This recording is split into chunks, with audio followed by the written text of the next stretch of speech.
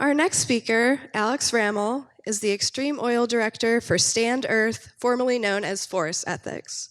Stand.earth uses market campaigns and organizing to protect our environment and our communities and to help develop sustainable local communities.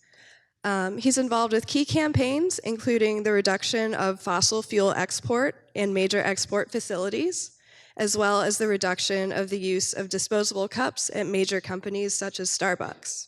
Please welcome Alex Ramel.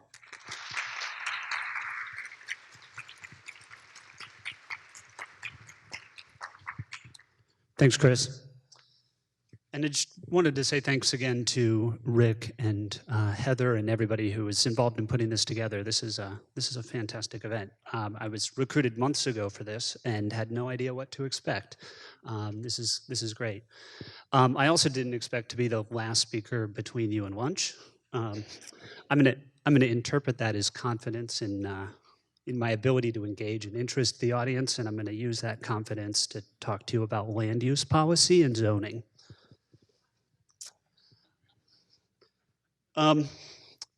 So just a quick overview of what I'm hoping to talk to you about today. It's a little bit different direction than some of the presentations that have happened earlier. One of the things that we heard at the earlier today is that about 4% of fossil fuels are used in manufacturing plastics and plastic precursors. That number is, I believe, significantly lower in Washington State right now, but we are starting to see a trend, and we see significant economic incentives for fossil fuel companies to move in the direction of increasing that. And there's things that we can be doing. There are things that we can be doing here right now in Washington State, and especially in Whatcom and Skagit counties, to counter that trend before it starts. So I'll talk a little bit about what's happening here in the region. I'll talk about a couple of examples of the kinds of projects that we're starting to see, give you an update on where those projects are, and then we'll dive into the land use policy and what we can do to counter that trend. Washington State is home to 5 refineries. This is something that until I got involved in this work, I had no idea that Washington is the 5th largest refining state in the United States. And we refine most of the oil that's used for fuel here in the Pacific Northwest. Almost all of it is refined in Washington, and 4 of those 5 refineries are in Whatcom and Skagit County. Over 90% of the sort of production capacity in the region is within 30 miles of where we are right now. Historically, most of that oil has come from Alaska, from the North Slope. As that source has declined, we've started to see a diversification to both the Bakken oil from North Dakota, as well as the tar sands oil from Alberta. And as a region, we've explicitly and implicitly accepted a deal with those oil refiners. We've accepted a certain amount of risk. We've accepted the potential for spills in the Salish Sea, the increased both air and water pollution, the increased climate pollution that goes along with it. And we've made that trade-off for energy that we use here in our local economy and for the jobs and the economic development that goes along with it. That trade-off was most explicit in the 1977 Magnuson Amendment, which limits the amount of fossil fuel processing capacity. New facilities can't be created unless they're for bringing in oil that will be used within our local region, Washington, Oregon, and Idaho. As we're starting to see a move towards petrochemical processing, that cap is essentially lifted.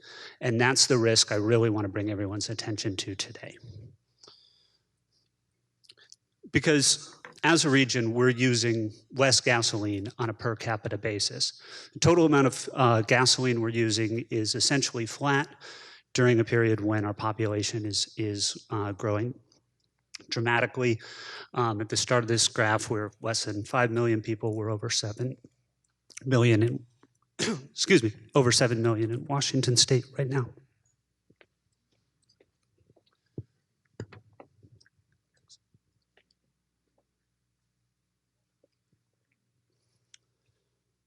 So we're over 7 million people in Washington state right now.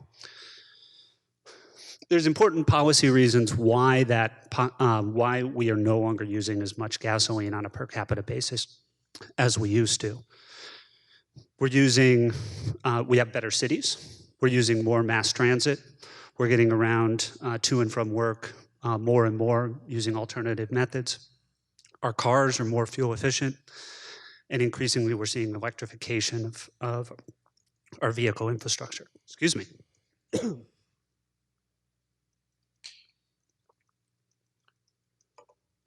Those are hopeful trends, right? That's work that has taken a lot to get to.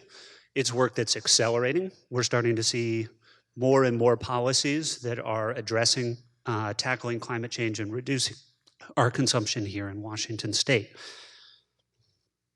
This trend is one that we can expect to see in other fuels beyond gasoline, in diesel, in home heating oil, eventually in aviation fuels. Which is great news. It's great news for all of us here in this room, unless anyone here owns an oil refinery and is only interested in short-term profits. Nobody here. But if you owned an oil refinery and were only interested in short-term profits, thank you. That would be concerning. And you'd be very, very aware of these trends. Thanks so much. And you'd be planning for what to do in a future when those fuels are being used less. And this is what we're starting to see, is the fossil fuel companies moving towards a different business model. And that's what we need to be getting ready for. How many folks here follow Sightline on a regular basis? Do you get their daily newsletters? I really encourage folks to sign up for this. This is some of the best research and analysis that's done in the region.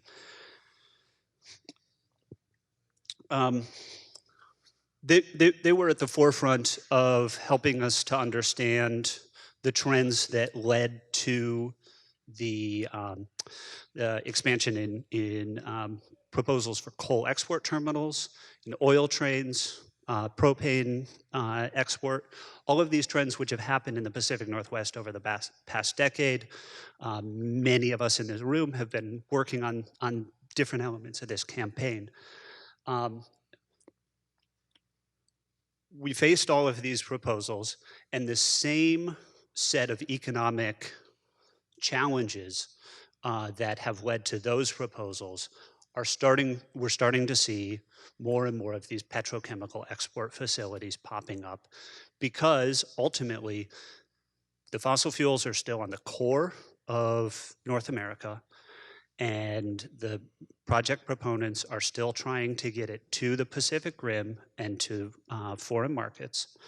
And we're sort of the center of the shortest path between there. So we're going to see more. And I'm going to talk just about a couple of these projects that are in front of us right now. The first one is the Tesoro refinery. I'm going to call it the Tesoro refinery for clarification. The Tesoro company a year and a half ago officially changed its name to Endeavor. And then the company was sold to Marathon Oil. But all of my paperwork still says Tesoro, and so I'm going to keep calling it Tesoro until they settle on something permanent. This is the refinery, one of the two refineries right outside Anacortes. And they've proposed an expansion of that refinery that would be about 15,000 barrels a day of mixed xylenes. Xylenes are a petrochemical feedstock that's used in making plastics, films, et cetera. It's a $400 million expansion of the refinery. It was proposed first in 2015 and has been wending its way through the permitting process since then. They were required to complete an environmental impact statement, which is good news. Unfortunately, the environmental impact statement, I don't think was quite up to snuff. The project would add about the equivalent of adding 80,000 cars to the road in terms of its greenhouse gas emissions. And the county accepted a proposition that I still have trouble wrapping my head around.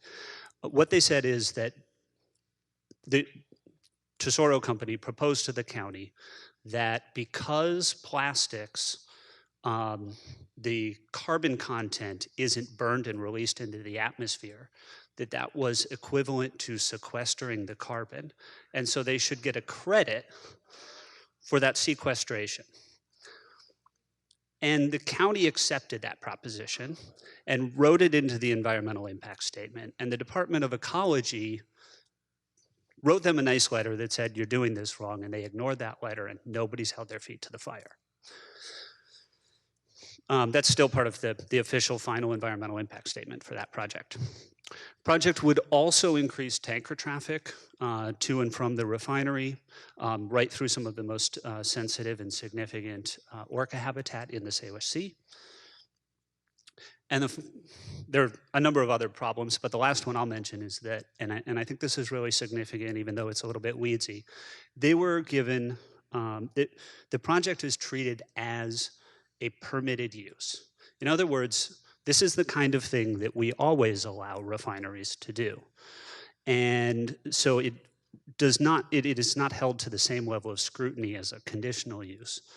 And consequently, the county has, and the regulatory agencies have less ability to condition or limit the project. And I think that's really significant because we're treating this as though this is the same thing that the refineries have always done, even though it's not what they've always done. But because of that, Tesoro was granted a shoreline substantial development permit in late 2017. Stand.earth and a number of our partners, Resources for Sustainable Communities, Friends of the San Juans, Puget Sound Keeper, Sierra Club, Evergreen Islands, and Friends of the Earth have appealed that permit. We appealed it initially through an administrative process, and now we're appealing it through an actual, to the actual state, or rather the Thurston County Court of Appeals. We're being represented by Crag Law, and I wish I could tell you the end to this story, but you're going to have to ask me back in a year if you want to know what actually happened, because we're right in the middle of that process. I'll tell you a little bit about one more of these kinds of projects. There are a lot of these proposals for methanol facilities. There's 3 significant ones that have popped up in the last couple of years. This one is the one that's well, this is the site where they would, where they intend to build one in Kalama, Washington. It's a project that's proposed by Northwest Innovation Works, which sounds like a local company, but it's actually an extension or a subsidiary of the Chinese Academy of Sciences. And they've proposed 2 of these kinds of projects: methanol refineries that would produce methanol aimed at an export market, specifically to China. And the idea is that these facilities would be producing this methanol from fracked gas. We can say fracked gas because we know where all new gas production in the Western United States is coming from. It's almost exclusively fracking. And the amount of gas that would be used by either one of these proposed projects is absolutely enormous. Greater than the entire industrial, greater than the entire amount of natural gas used in all industry in Washington state put together. Either one of these would be an enormous increase in our state's carbon footprint, and this would be significant regional impacts. Again, this is a project that is that is in the midst of a legal challenge around its permitting. In the case of the most advanced of these, the one in Kalama, the county attempted to permit, and then the Sierra Club and Columbia River Keepers and some other local partners have challenged that permit, and they've required the county to redo the environmental impact statement.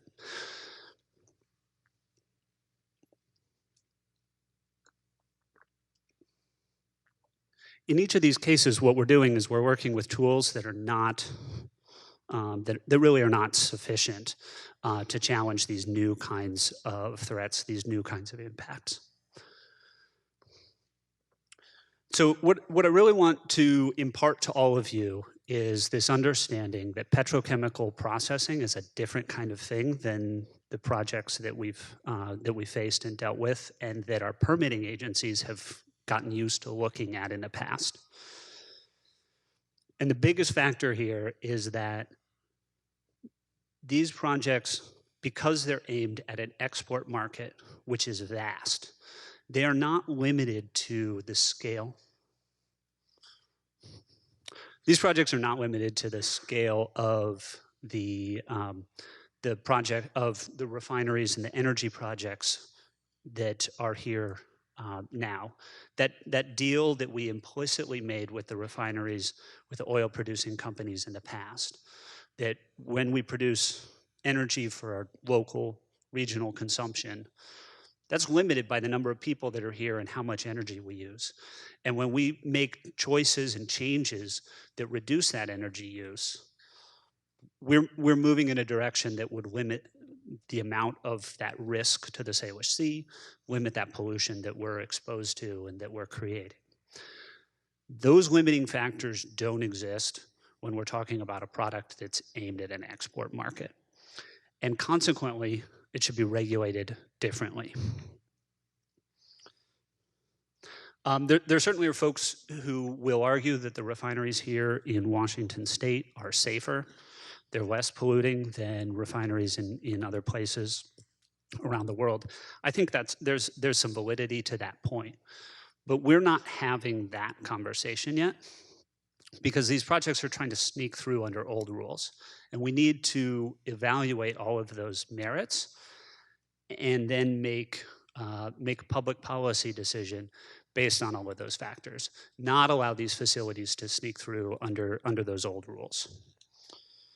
And what I'm really concerned about is that these kinds of projects, one company is going to get one through. They're going to get through under the old rules, and then all of the other companies are going to have an argument to be made that, well, if you're letting Tesoro do it, or Endeavor, or Marathon, or whatever they're calling themselves in the future, then you have to let BP do it, and you have to let Phillips 66 do it, and you have to let Shell do it, and you have to let US Oil do it.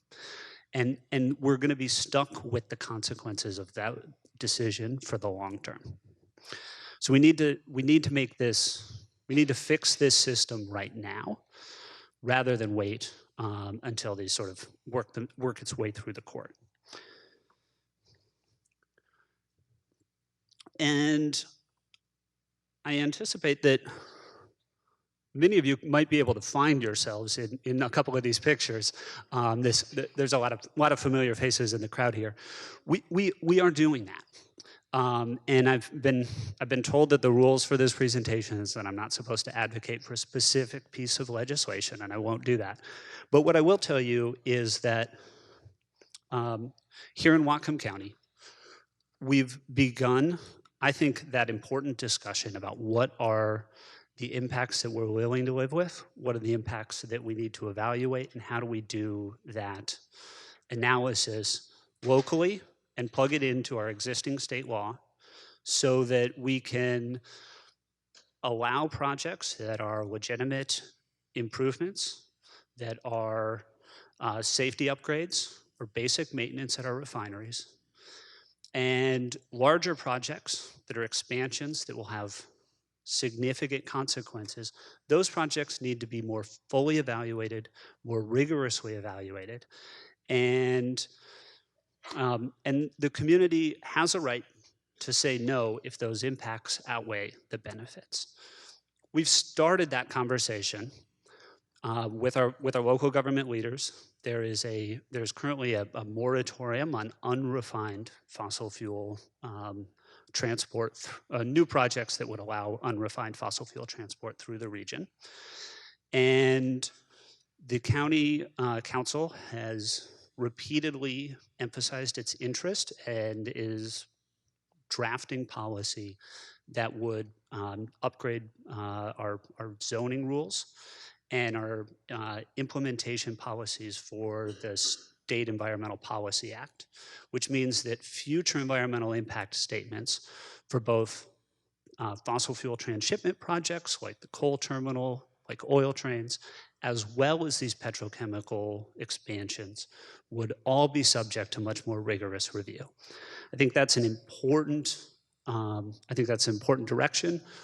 We need to keep holding the Whatcom County Council's feet to the fire on this. There is a lot of pushback on that. And we have leadership that wants to tackle this, but the details on this really matter. And having folks like all of you in the room for those discussions is going to help remind them how important this work is. And the last thing I'll leave you with is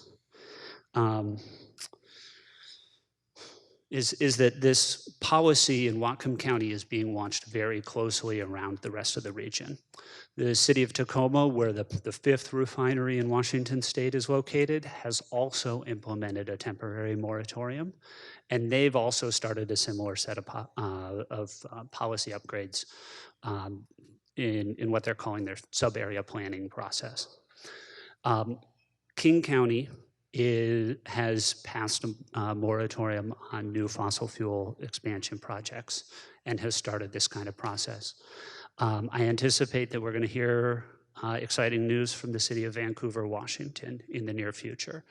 We're being launched, and the policies that we put in place here can be implemented up and down the coast. To me, that's exciting and that's empowering. We have an opportunity to really make a difference on this work. One of the things that I kind of,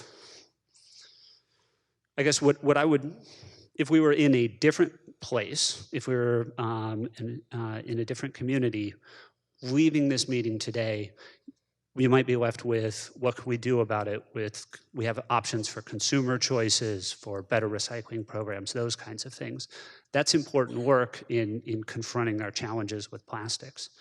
But here in Whatcom County, where we're home to refineries, where we're setting the pace and for this kind of regulation, we can also use our voices as civic actors to really hold these companies' feet to the fire and take it to them.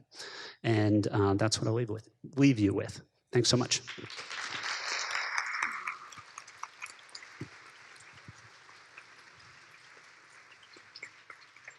Thank you, Alex. I am